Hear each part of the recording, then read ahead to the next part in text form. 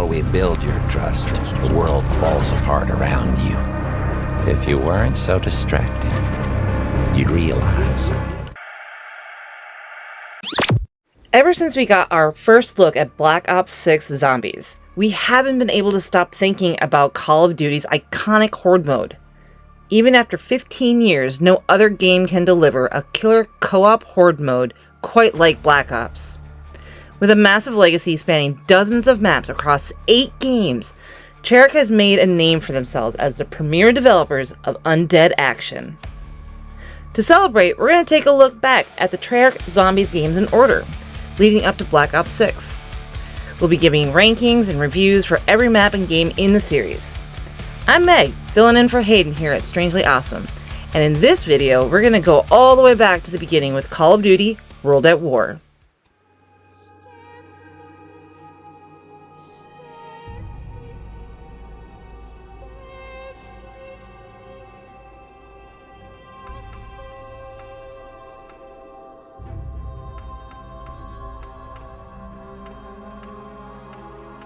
World at War released all the way back on Veterans Day 2008. To give you an idea of how long ago that was, George W. Bush was still president, and Facebook was still cool and hadn't killed democracy yet. Jokes aside, in gaming history, 2008 was a long time ago. Back then, Call of Duty had a much different reputation. This gritty World War II franchise had only covered Modern Warfare once in COD 4. And the series wanted you to know it took war super seriously. World at War especially so. This game has such an intense, dark tone that it really feels like a horror game with World War II as the setting. To keep the brand identity, when developers made the Zombies mode as a passion project, Activision executives wouldn't let them market it at all before launch. As a result, fans who completed the World at War campaign were shocked when they were transported to a bunker to hold out against hordes of undead Nazis, which they thought they defeated once and for all.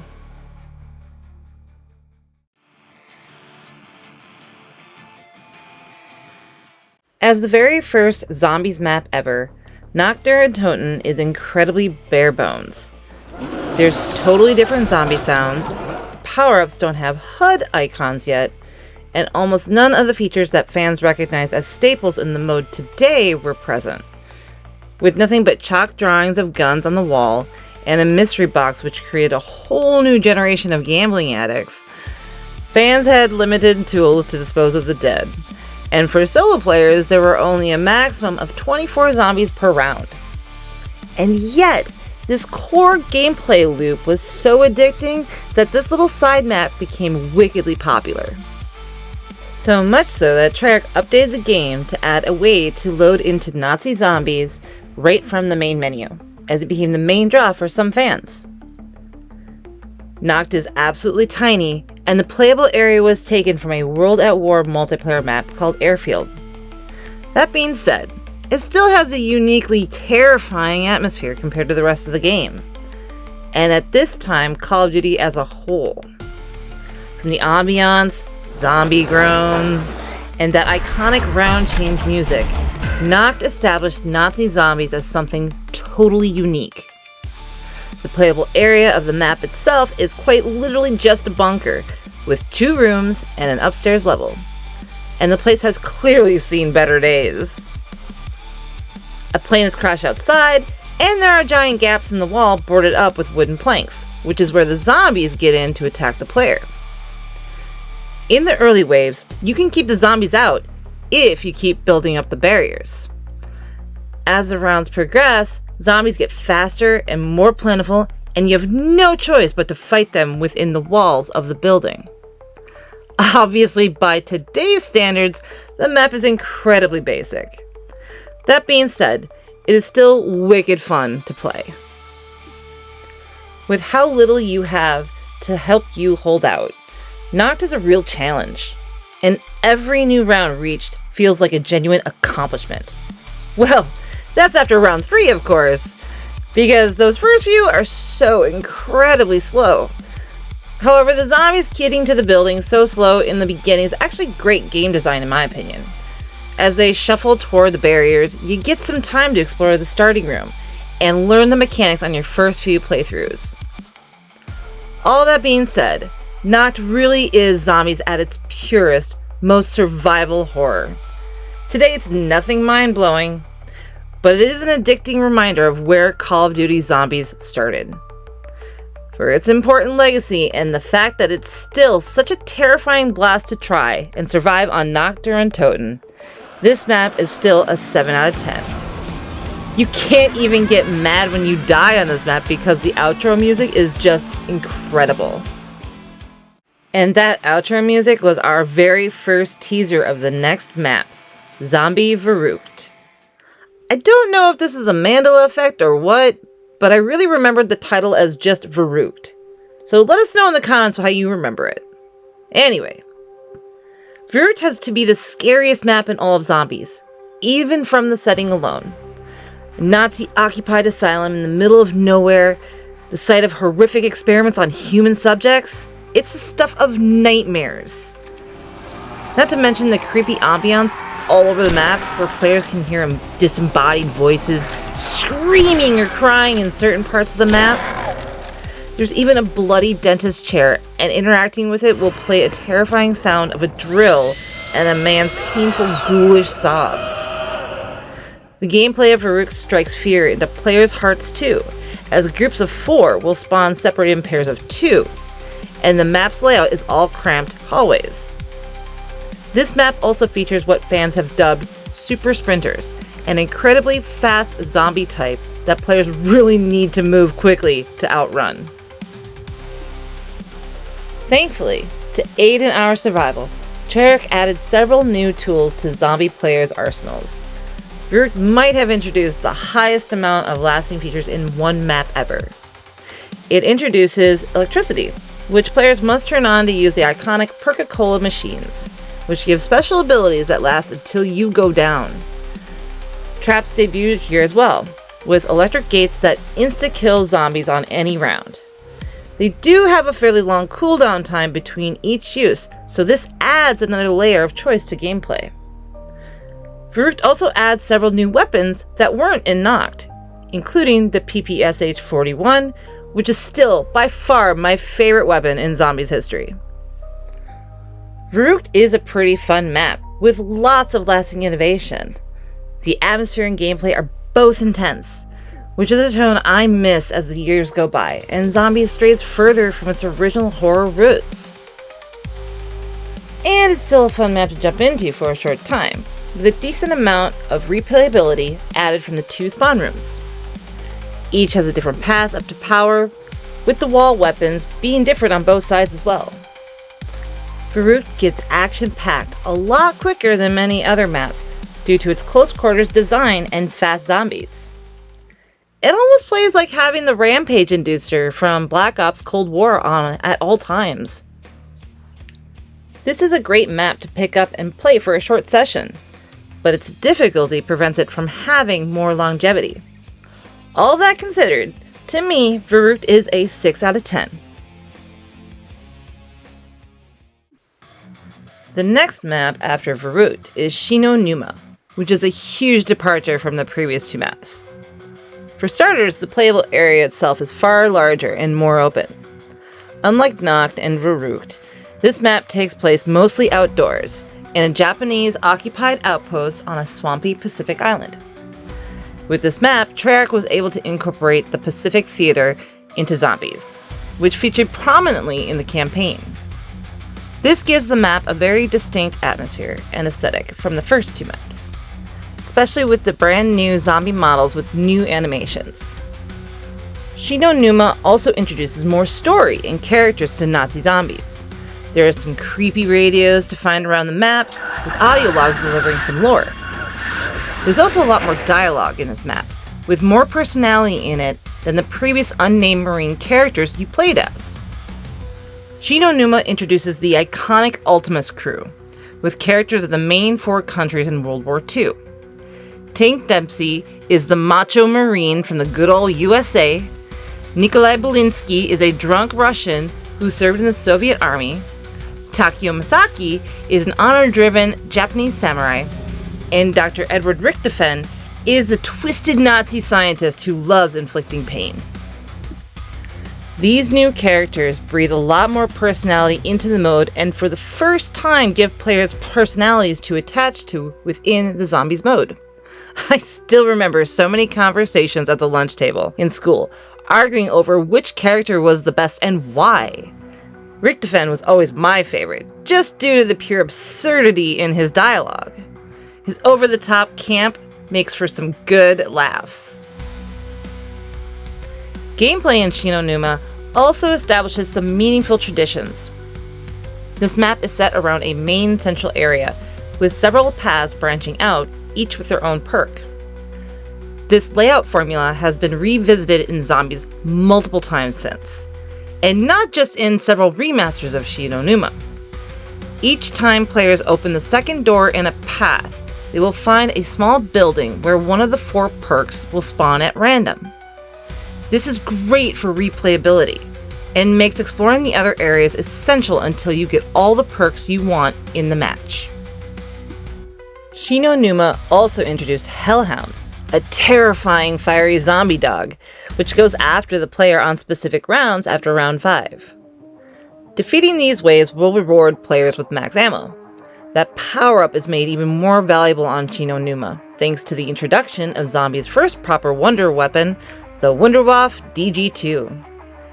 It fits with the 40s sci-fi vibe of the ray gun, but looks more like something you'd see in a Universal monster movie than a Flash Gordon serial. This new wonder weapon shoots electricity, which chains to groups of zombies and insta-kills them on any round.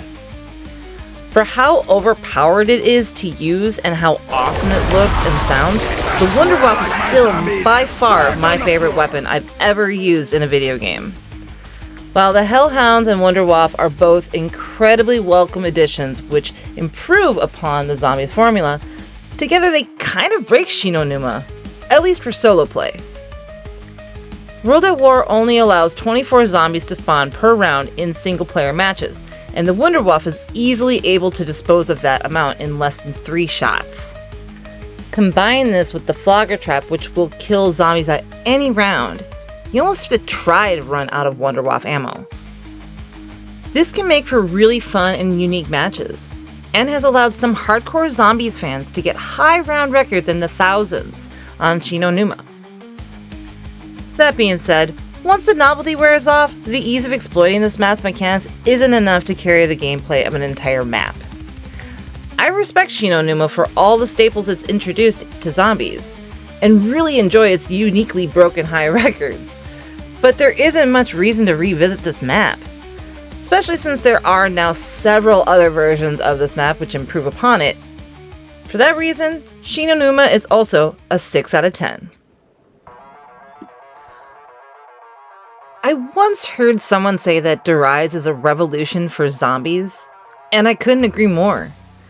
I played lots of World at War to gather gameplay and familiarize myself with the maps in Nazi Zombies, and was looking forward to replaying this map the most. This time, however, I got a new perspective. Derise is so advanced when compared to the rest of the maps in World at War that it feels like a different game entirely. Derise picks up after Shino Numa, as our crew head to a Nazi facility near Breslau, Poland. The map takes place at a weapons factory, which was really a front for some insane mad science experiments. Group 935, a Nazi-aligned team of scientists, lived and worked here to develop technology with the ultimate goal of an Axis victory. The results of their work included the invention of the Wunderwaffe DG2 and teleporters. There are radios all over the map players can listen to learn more about Derise. These play out as audio drama vignettes, which build the story and lore of Zombies more than ever before. We learn about how this facility was used to research and develop technology. Much of this is based on real-world conspiracy theories about the paranormal investigations the Third Reich conducted as it got desperate to win the war. In World at War, 935's experiments included, mostly fatal, trying and failing to control an army of the undead. If there's one word to describe Derise, it's aura. This map takes place under a starry sky during the cover of an eclipse, which creates an absolutely incredible atmosphere. As players explore the map, there is rich environmental storytelling all over. It is still somewhat vague and leaves lots up to the imagination, but players are able to take away that some really evil people pushed science to its limit and paid the consequences here. The gameplay of Derise is just as phenomenal as the atmosphere and world building, if not more. The main new mechanic on this map is the Pack-a-Punch machine. This weapon upgrade station changed zombies forever. Players have to link 3 teleporters around the map to this mainframe where they spawn, and doing so will unlock the new Pack-a-Punch machine. The purpose of this in gameplay is to upgrade powerful weapons to allow players to get further into the waves than ever before. Weapons that were already beastly like the PPSH-41 get a sweet new skin, damage upgrades, and an increase to the amount of ammo in the magazine and in the reserve. However, where Pack-a-Punch truly shines is when it reinvents a previously worthless weapon into something extraordinary. Take, for example, the starting pistol. On previous maps, you want to get rid of this as early as you can. However, players who keep it long enough to Pack-a-Punch it will be rewarded with a pistol which acts as a high-powered grenade launcher. With the introduction of these new upgrades, Derise allows players to survive longer with a wider variety of weapons than ever before. Gameplay variety is baked into the very design of the map itself. It is truly impressive how much they were able to make this play space. It was originally designed for multiplayer as World at War's Nightfire map, but it feels tailor-made for so many types of zombies players. For players who like to camp and defend a location, Derise has the catwalk. This area has a thin bridge, where zombies funnel directly to the player in one straight line. There are no other ways for you or the zombies to get in or out, and this makes it such a great holdout spot. But if you get overwhelmed by zombies, it's game over. The room at the foot of these stairs has a wall weapon that can be used to replenish ammo for the STG-44, and a teleporter players can use for easy escape. There are also some more wide open spaces for players who prefer the training strategy. This strategy requires players to learn the movement pathing for the zombies to get them into tight groups and take them out all at once. It is high risk, high reward gameplay, which will allow skilled players to get into high rounds if they master their movement. Many of these more open areas, like the furnace room and the courtyard, have the return of Verook's traps, which can insta-kill zombies on any round. However, once they expire, you'll need to wait a while for them to cool down and be used again. There are so many unique strategies which players can employ, and Derise's exciting new features create more emerging gameplay than any zombies map before it. Okay, so I've been gushing about Derise, and for good reason, but it does have one fatal flaw. The Wunderwaffe DG2. This incredible weapon returns from Shino Numa, but this time comes with an awful bug. If you end up zapping yourself with the Wunderwaffe, your Juggernog perk will just stop working. However, the game won't tell you that, and you can't rebuy the perk either. You'll be sitting there, thinking you can take 5 or 6 hits before a down, before you learn you'll die at 2 the hard way. This glitch was never patched, and breaks what would be one of the coolest features of this map. Players are going to want the Wunderwaffe, and to know what it can do with this exciting Pack-a-Punch machine. What should be the mystery box's ultimate blessing becomes a massive burden. While it doesn't make the map unplayable by any means, it strays Derise a little too far from perfection. That being said, the sheer innovation of this map far outweighs this devastating glitch.